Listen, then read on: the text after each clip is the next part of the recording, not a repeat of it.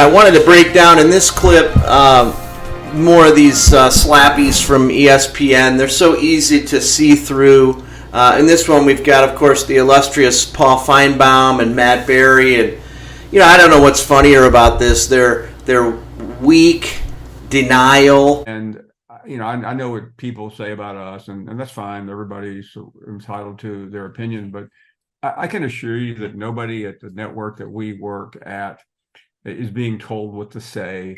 We're not carrying the network flag. Michigan is a great university and have a great football team. And if they win the national championship, that's great. It doesn't change my life, doesn't change yours. But I don't think you can accurately say that about some other commentators who have a vested interest in Michigan being successful. That they are being primary mouthpieces for this corporate media onslaught against Jim Harbaugh and Michigan.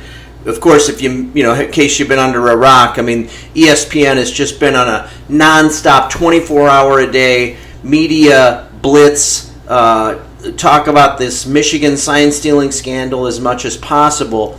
And, of course, we know what they're up to. It's just about clicks. Paul Finebaum originally came out kind of saying, gee, this seems like much ado about nothing. And then, boy, did he turn on a dime and started parroting the corporate, and the corporate message, which is talk as much about this Michigan sign-stealing scandal as you possibly can because it gets clicks. So I don't know what's his weak denial. Or then when he goes into like, hey, you're crazy if you think that I'm against Michigan or I'm somehow against. Well, look, he's been a vocal, critic of Jim Harbaugh from the beginning, but we all know what the reason is. It's just because it gets clicks. Yeah, I know you're not against Michigan. I know you don't really care one way or another, but that's the point. Is that in the mission to get clicks, in the mission to get more eyeballs on ESPN company that you work for, that's your boss. In that mission, you don't care who you hurt. You don't care who you harm, players, coaches, fans, people. You don't care. All you care about is clicks and doing whatever the corporate parents say. And then the funniest, maybe the even funniest part is these people who are the main pushers of narratives. They're the main pushers of conspiracy theories and narratives. Then they can't help themselves and they immediately start devolving into a new conspiracy theory. Let's come up with some new crazy conspiracy theory about maybe the Big Ten's going to try to manipulate this so they can somehow get two teams. Do you think because we were talking about this yesterday in studio, could the Big Ten play this to their advantage and say, all right, we're going to give this another week or so, see how everything happens around us.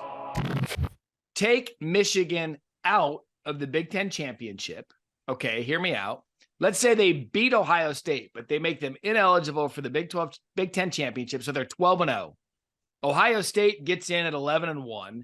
Sure as the sun comes up, Ohio State's going to beat the hell out of who comes out of the Big Ten West. Sure. So now you've got 12-1 conference champ Ohio State, 12-0 Michigan that wasn't eligible to play for your Big Ten championship, but the committee's already said this isn't a committee problem. This is a Big Ten NCAA problem. So could you give the Big Ten what they want, the Big Ten athletic directors what they want, punish Michigan, and still get both teams in the playoff? Yeah, it's a really clever idea because it might be the only way they get two teams in the playoff.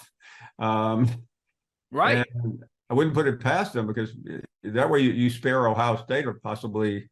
I guess if Ohio State lost, they're not going to be in the playoffs. But if they win the game, I think it protects the league a little bit. It's so funny. It's not funny. It's so easy to see through this just insane barrage from these media hacks.